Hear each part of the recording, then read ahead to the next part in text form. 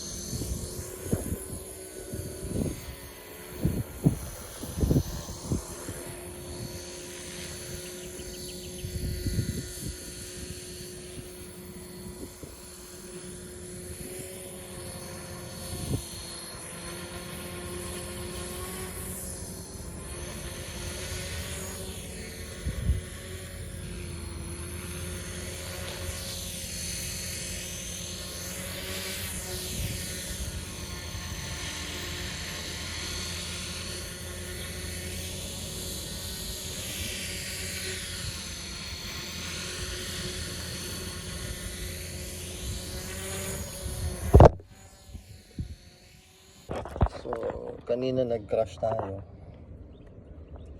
Ito yung pangalawang helicopter na ito. So, yung kanyang battery ay 22. 20C yung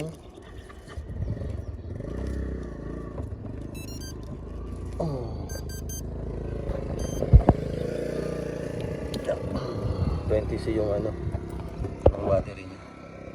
11.1, 2,200 milliamperes. 450 size Captor X helicopter. Yung setting na ginawa natin dito ay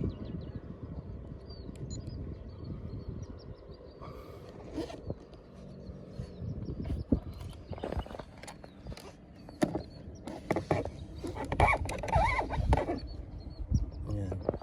Oops, sorry. Yung kanyang throttle curve, yan. Tapos yung kanyang pitch curve, ganyan, medyo aggressive. Tapos yung kanyang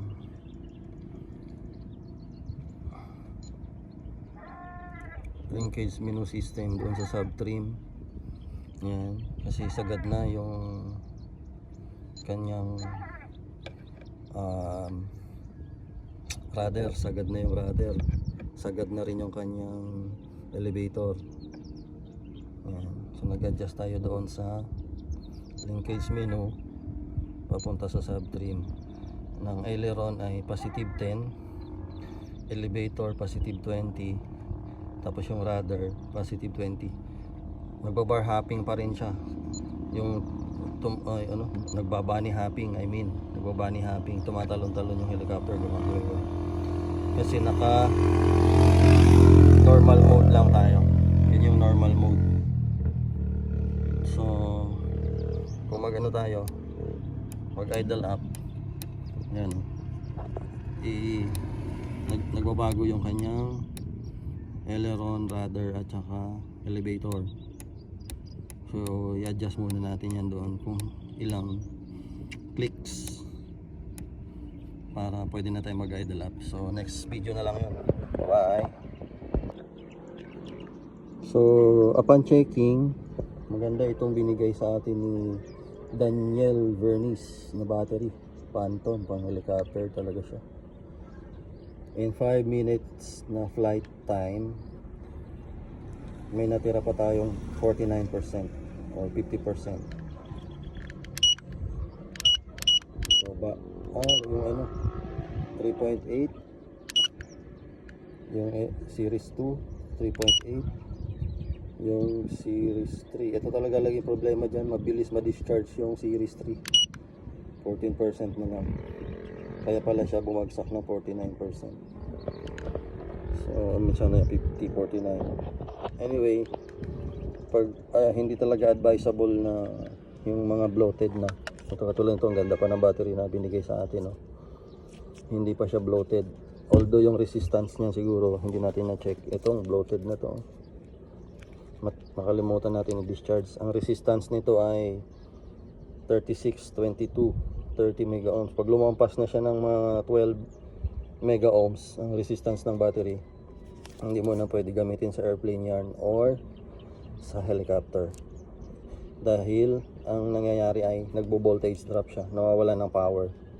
Magka-crash yung helicopter or yung airplane. Alright. So yung electronics naman na ginamit natin dito sa ating Copter X. Ayan. So ang kanyang gyro GY401. Tapos yung setting niyan ay hindi ko makita yung setting dito. Ayan. Naka-on ang kanyang DS, yung kanyang DIR, ano tawag dyan, direction. Naka-normal. Na-reverse ko yan dito sa control. Dito. Kasi baligtad. Kapag pinapunta mo doon, pupunta siya dito. So may control dito, pwede siyang i-reverse. So, sa ibang video natin pag-usapan niya. So dito muna tayo sa electronics. Yung kanyang cyclic servo, ang ginamit natin ay Emax. Yan, Emax. Tatlo yan. Elevator, aileron. Pero yung rudder niya ay ginamit natin dito ay high performance na align na servo. Tapos ang kanyang ESC hobby wing na 60 ampere pang 450. Ayan, platinum. So yun lang po. Thank you for watching. Until next flight. Bye bye. Kanina naman nag-crash itong isang 450 helicopter natin na align T-Rex pa naman ito. Ayan, ganun din ang electronics niyan. Align ang kanyang rudder servo. Tapos yung kanyang mix kasi ang ginawa ko dito, mix ang kanyang elevator at saka yung kanyang aileron. Ibang servo, hindi advisable na magmi-mix ka ng servo. Yung isa hindi Emax. Ayan, ano lang siya, wala lang, hindi alam kung ano dito. Emax dito, so dapat Emax din ito. Ayun, nasira tuloy kasi hindi tama yung binibigay niyang lakas at saka response. Tapos yung gyro nito 240 na Futaba din. So yan, nasira yung paddle. Papalitan natin yan. Nasira yung blade. Yan. At saka yung feathering shaft sira din, nabaluktot. Papalitan din natin yan. Malamang pati bearing yan dito sira at saka dito sa ilalim. Okay, sa susunod na repair na lang yan, videohan natin. Alright.